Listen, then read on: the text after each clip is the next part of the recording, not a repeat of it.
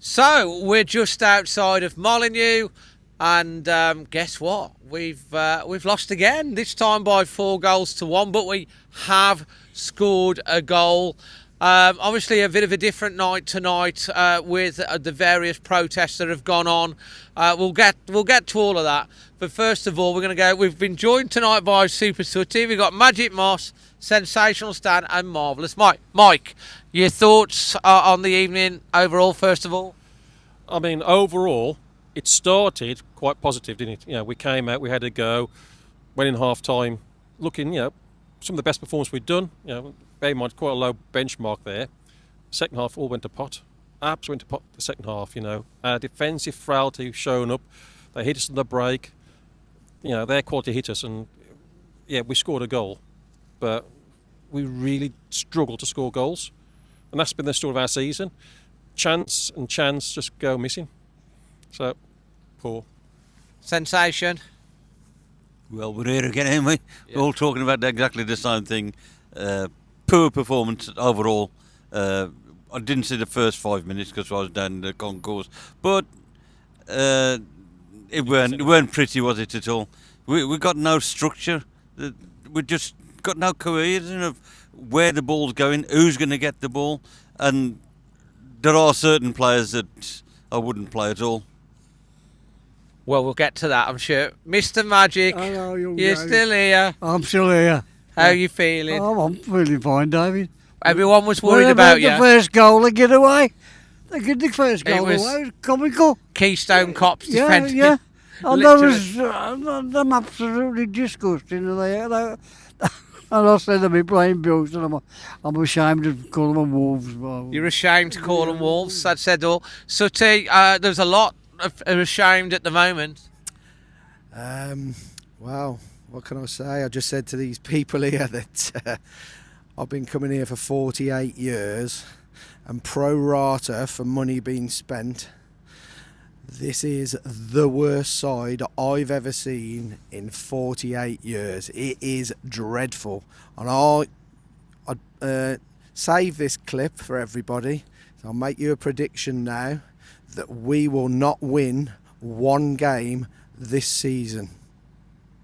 One game? Not one? Not one. Not even in the cup? No, in the league. Because we've got Shrewsbury, ain't we? Shrewsbury will give us a good game, because I've heard people say on our Discord channel, Dave, and I will call them out, they claim to think that this side is capable of finishing 14th or 15th in the Premier League. This side would struggle to finish 15th in the Championship. It's that bad. Magic's agreeing well. Okay, let's go to the night. We're going to cover everything off, obviously. Look, it's been 4 years of managed decline. The fan base have been incredibly patient over 4 years. Incredibly patient, really. We've stuck with it. We've suffered. We've seen the club go backwards year after year after year. And obviously tonight, it's never nice when it comes to fans having to protest, but tonight it came to it. There was around about 2 or 3, maybe more, outside the Billy Wright. We went down, we covered that. I'm sure you've seen the footage that we've put out on that tonight. Fans chanting, singing for a good hour, I think, outside the Billy Wright. And then many of the fans, a few thousand, have not gone in for the 15. On the 15 minutes, some stayed outside, some stayed in the concourse, some went in. The positive thing that I would take out of all of that is that whether or not you took part in the protest or not, everyone was respected for doing what they needed to do, which is really, really important, and it was done in a peaceful way. And the other thing that's come out of that, there's been a load of coverage in the tabloids, in the national media, on the TV. I think obviously we haven't seen the Sky footage, and the simple message is clear: is they've had enough of what's happened over the last few years. It's like, what is the plan? What is the reset? And generally in any sort of business, if the manager loses the players, the manager's replaced. Sadly, the chairman has lost the fans, and it's still there, and that's why people are upset because All the back staff, David, phoned some of them that put the money in when they first come here. They was going to be in the top 10 and we was going to be in Europe and everywhere else. Where am we? We won't be playing, we know where we're playing in a couple of years' time. Go on. We're playing Warsaw. Wars. Well, we will, to be honest, because they're looking like they're coming up, and people have. It tells you where we are with this club and all the protests you're going on. They are spiteful, and to the point that they turned all the monitors off and the concourse. You were in the concourse before. That tells you that this lot is totally disconnected with the fans. They have got no interest in them. To be that spiteful that they just turn the screens off, so that those that wanted to protest couldn't even see anything that was going on. Yeah, I can understand from a media point of view that they don't want you to wind anything up, but when that kicked off and it still went dead, that's disgusting. That is. That just shows you what sort of people are running this club. Well, I think that's fair comment, and this country, it is a democracy, and people pay great amounts of money to support the team. No one is saying don't support the players. No one is saying don't support the manager. The fans do that, but they pay a lot of money, and we haven't won a game since the 26th of April, and it is nearly Christmas. And guess what? We've got Arsenal away next as well. So, fans are more than within their right to be able to express in a peaceful way how upset they are, and like you say, if that was the case that they turned the screens off, it's just another example of being out of touch, Sooty, isn't it? Well, they are out of touch, Dave. I mean, I still find it difficult to believe that they've got backers within this club. Behind us, in this great stadium, I call it the Old Girl. Sorry, ladies, but I do. And there are normal people working offices, bars, all round here. They're going to lose their jobs. There's a lot of people going to lose their jobs. Normal people. Players won't. Players will be looking for their way out already. They'll have routes out of here, and they won't give a toss about this football club or us. Players don't care about us. I know for a fact there's already players that are on the brink of leaving, and it's already been sorted, but I can't mention names at the moment. But that old club there is one of the most historic clubs in world football, and that badge there is being raped and pillaged week on week by a dictator in that office that didn't have the balls to keep his blinds open when we were protesting. Jeff Shee, your time is coming. I will outlive you by a long time at this football club. You've been emailed. I've emailed you. Do the right thing. Get in touch with people. Sit down for open dialogue with unscripted questioning, because you're not going to last. You will not get in this ground very soon. I can assure you of that. That's just the start. That is just a start today. And at times, there was 4,000 people there. So you're not going to get through the door. Do the right thing, come to the table for open dialogue with supporter groups and sort this shit show out, because we are staring into the abyss. You've bought a squad of players in the summer and you've signed them off, Jeff. Nobody else signs them off. You've signed them off. You bought a squad of players whose value is going to be absolutely zero when we go down, and we're not going to be able to shift half of this, and this side ain't good enough for the championship, and they're all on 70, 80 grand a week. Start talking, Jeff. Well, that's absolutely the point. Dialogue, talking and speaking to the fans. You're just not shutting them out, actually sitting down, not picking little certain groups to do PR exercises with. Have an open forum with the fans. We used to do that. Let the fans come in and ask direct questions and set out the vision. We've got a club down the road, Birmingham City, with new owners that are setting out a roadmap. What's happening with the stadium? What's happening? It was a 10-year plan. I'm sure the 10-year plan wasn't to send us back to the championship. Otherwise, what is the point? and it's been coming all the way down. And so many, and Sooty, you said it very eloquently there. You know, if Jeff wants to keep himself as chairman, at least sit down and answer the hard questions and sit down to fans. They're not going to, you know, scream and shout. They're going to sit down and ask proper questions and be open and honest. And then maybe some of the respect will come back. Can I just say quickly, everybody in world football knows how Wolverhampton Wanderers now operate. Nobody of quality, whether it be on the playing staff or in that boardroom, want to come and work for Wolverhampton Wanderers. It's that bad. It's so toxic. He's not a chairman, he's a dictator. And you can't bargain with dictators. Hence why he does not want to talk unless it's questions that he has scripted. That badge, he's raped and pillaged that badge, and that's all he's bothered about. Strong words there from Sooty. So yeah, look, Jeff, you know, if you do watch these sort of videos, you know, no one wants to be angry or nasty or anything like that. We love our club. The fans love our club, and enough is enough, really. So you know, talk to the fans properly, sort it out, sit down with the likes of Sooty and people like that who are so angry, and have conversations over a table and talk, and then sit down with Mr. Magic. Hello there. My pension, just because I can't afford, I won't be able to afford it next year. My pension money don't go that far. I'm not coming down to watch that rubbish. A lot of people come down here. You're upset. I am upset, Dave. A good many more people. I ain't going to spend more pension money on here.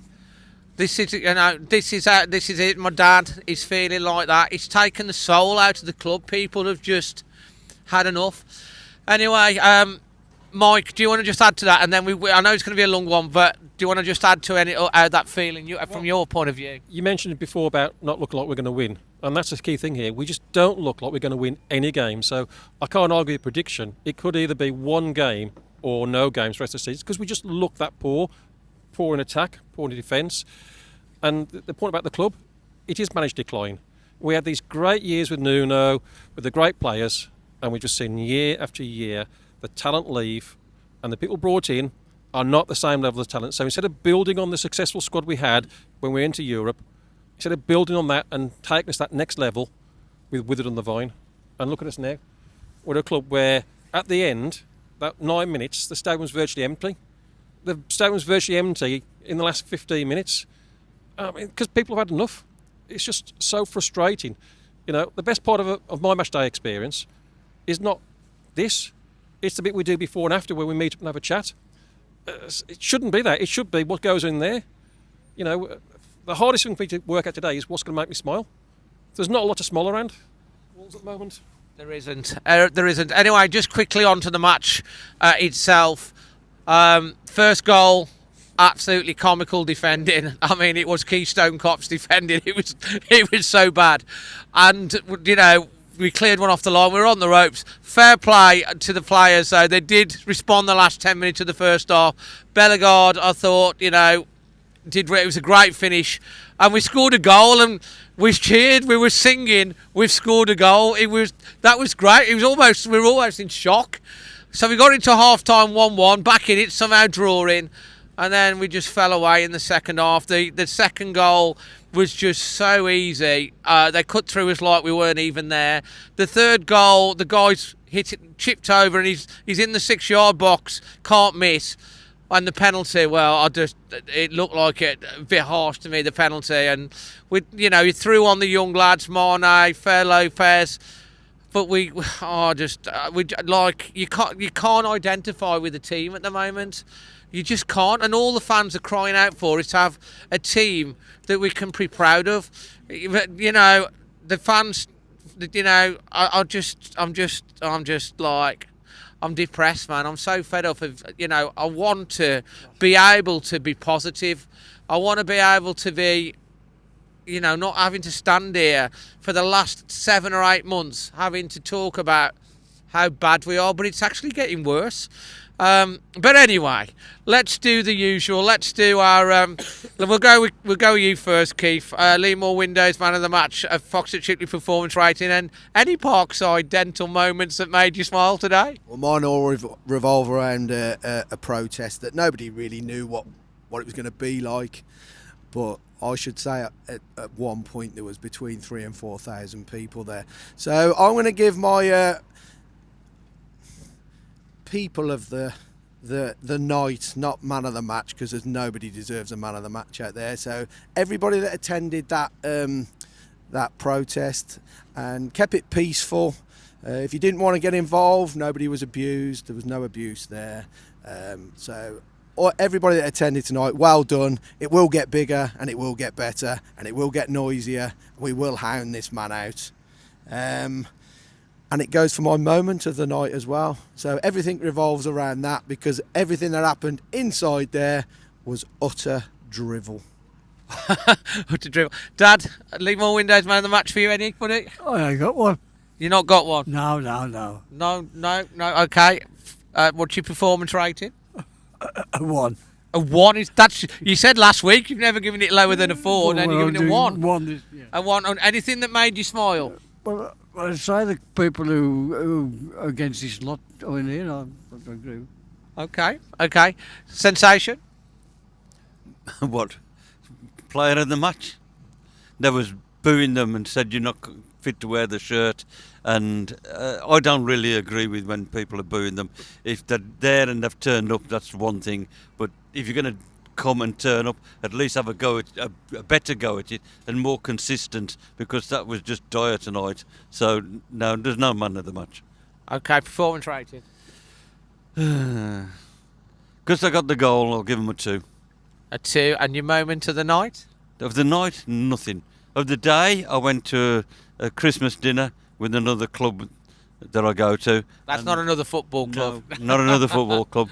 And we had the carol service, and they brought joy and happiness, and like we needed that today. Yeah. And Mike? Right, I'd say I'm going to give him a 4. Not because of the second half. It's down to a 4 because of the second half. But the first half, we came out, we had a go. We went in at 1-1, so 4 for the overall performance. Man of the match, I thought Belleguy had a good game. He had some really good moments, but I'm going to give it to Peo Lopez. Okay. The guy doesn't get much of a chance. They put him on the pitch, gave him a chance, and he looked good. He actually was out there, he was battling, he made some opportunities. So I'm going to give him man of the match. So for that performance. And what made me smile? A bit of a toughie. I played Mrs. Marvellous at shuffleboard earlier. She beat me, but I really enjoyed that. But I actually saw us score a goal, so I'm going to give the goal, because for a short while before Man U rubbed it out, I was actually smiling. We'd scored. I had a bit of hope for a moment. Of course, it's Wolves, so it was dashed. Absolutely. Look, I'm struggling to give a man of the match, to be honest. I think probably the fans, I think probably what you're right, the fans, all of the fans, whether or not they did the protest or not, you know, they still get behind the team, and they made themselves heard, and they made it very visible tonight. So going to give that to the fans. We've got some great fans in this club, you know, and what's going on, it's absolutely heartbreaking for absolute devastating for absolutely devastating, heartbreaking, absolutely. And so my performance rating, I'm going to give it a 2 because it was just bad. Well, that's fair enough. What would you give it? I'd actually give it a 1.5, if that. I just think we're just embarrassing. We are embarrassing. And why we start Larson and not Tolu? Because he deserves to be started at Arsenal. I do. He does not run. Me nose runs faster than Larson, I'll be honest. Line of the night. Right? His head isn't in the game. He's just... He don't deserve to be started, and that cheering of him when he went off said it all. Because he's absolutely useless. He's useless. But you can't pick a good player out the lots of them, to be fair. You cannot pick a player out the lot. Okay, that's fair enough. I think you've made a very good point there. And Fodder. And what have I missed off? Performance rate. Oh yes. Made you smile? What made me smile? We scored a goal. We scored a goal. We scored a goal. We scored a goal. We scored a goal. That's about the. We had a bit of joy for about 2 minutes, and it didn't get ruled out by VAR. So look, if we do go down the championship, it looks like we got no VAR. Fernandez had a penalty. Yeah, of course, Fernandez. Anyway, listen, honest, raw thoughts from the fans. There's plenty more. God bless you all. God bless you all. It is what it is. It's I do agree. I think Jeff needs to sit down properly and talk to the fans that are obviously clearly angry, and sit down and have an honest, proper conversation and spell it out, or even have the fans forum like we used to. Let the fans come and talk and ask the questions and film it, and don't hide behind the questions. Anyway, it is what it is. We've lost again. We're 8 defeats in a row. We are 15 games, 2 points. I think is it 17 or 18 games we've lost in a row? We've not won, but we have drew Shrewsbury in the FA Cup. Abide with me, Dad. We'll get there. We'll get there, Dave. All right, you got to keep smiling until the next one. Yeah. Always Wolves.